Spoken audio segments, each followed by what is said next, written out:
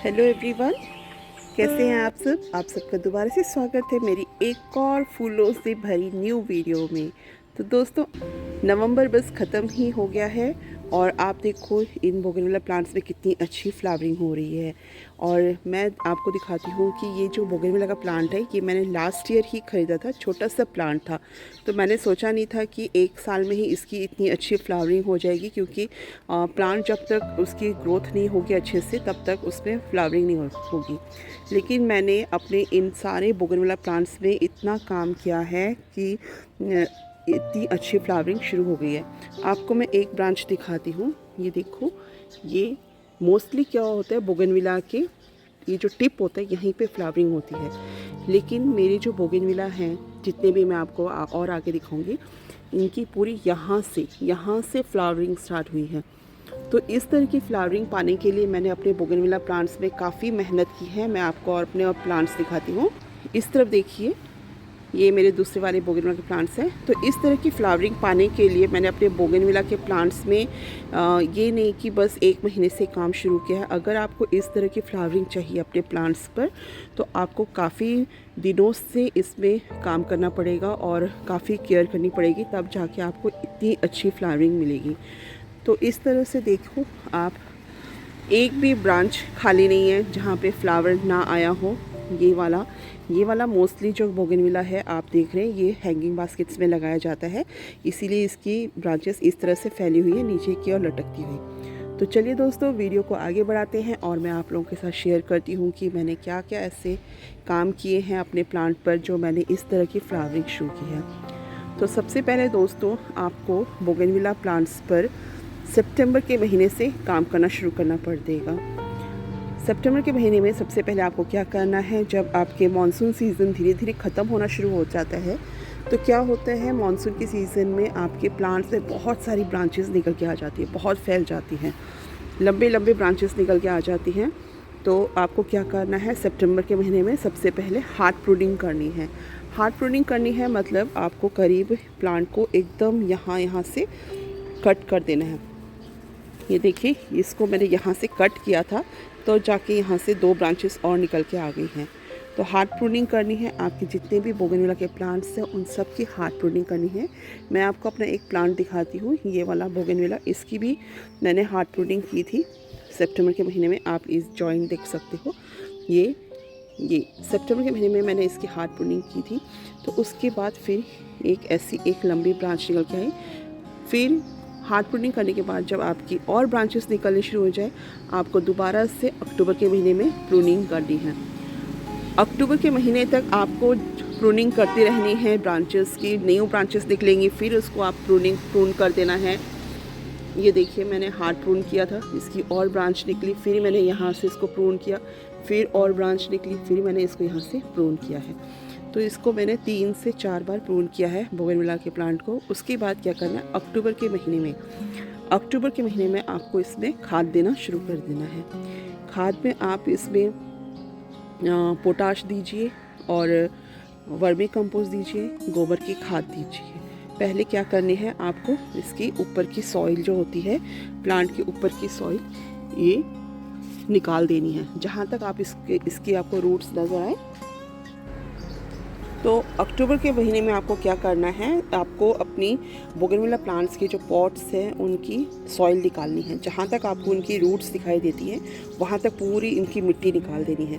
उसके बाद आपने जो इनके लिए फर्टिलाइज़र रेडी किया है, जैसे पोटाश हो गया, गोबर की खाद हो गई, वर्मी कंपोस्ट हो गई, उसका एक सॉइल मीडिया रेडी करने के बाद आपको उसकी पॉट में डाल देना है। डालने के बाद आपको क्या करना है, और उसकी आपने जो मिट्टी निकाली थी उसको ऊपर से दोबारा से कवर कर देना है। ये चीज़ आपको शाम के समय करनी है, दिन में नहीं करना है, शाम के समय करना है। और जब भी आप खाद डालें उसके बाद वाटरिंग ज़रूर करें, पानी ज़रूर डालें बोगनविला के प्लांट्स में।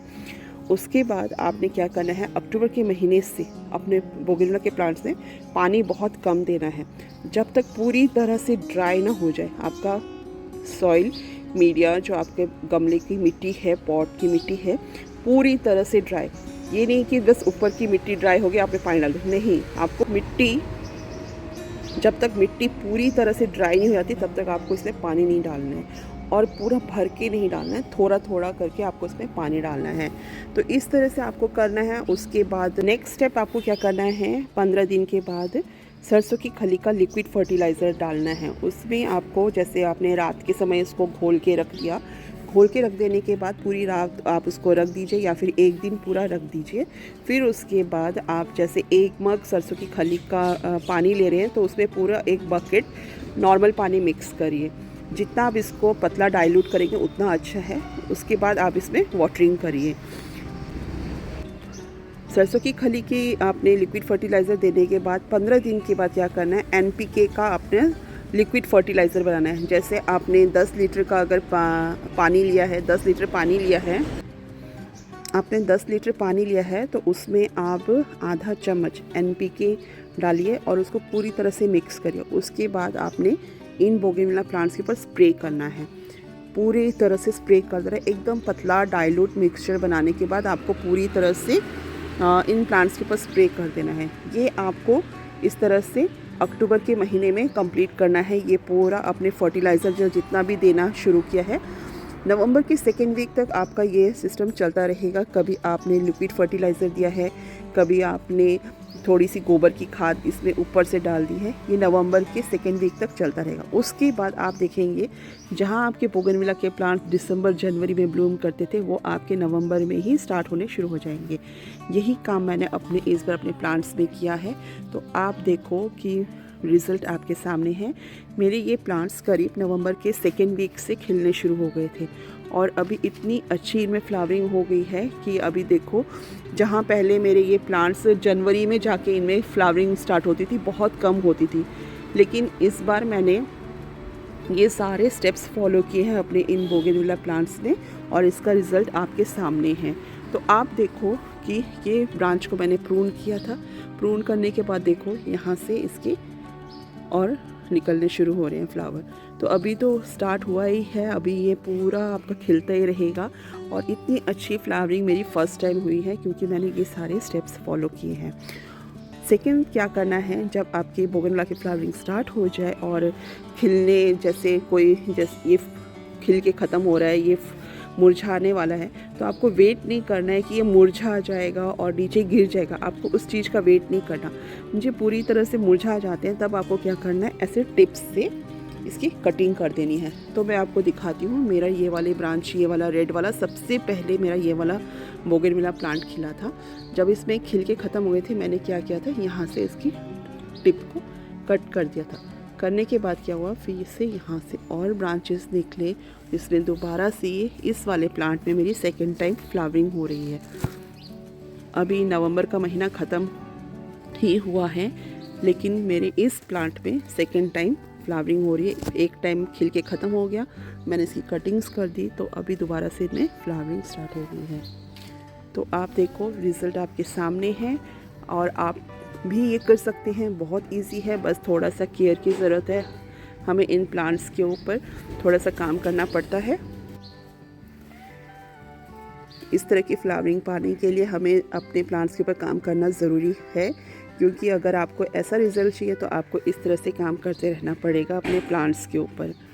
मेरे लगभग अभी सब खिल चुके हैं, बस अभी कुछ 1-2 प्लांट्स बाकी रह गए हैं। जैसे कि ये वाला प्लांट अभी बाकी रह गया है खिलने के लिए, इसमें फ्लावरिंग आनी बाकी है, अभी शुरू हो जाएगी।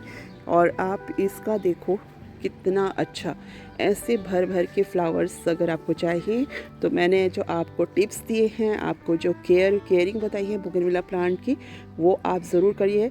इस साल अगर आपका लेट हो गया तो नेक्स्ट ईयर आप ज़रूर करिए ये काम। सितंबर के महीने से आप काम ये शुरू कर दीजिए, तो आपको इस तरह का रिज़ल्ट ज़रूर मिलेगा।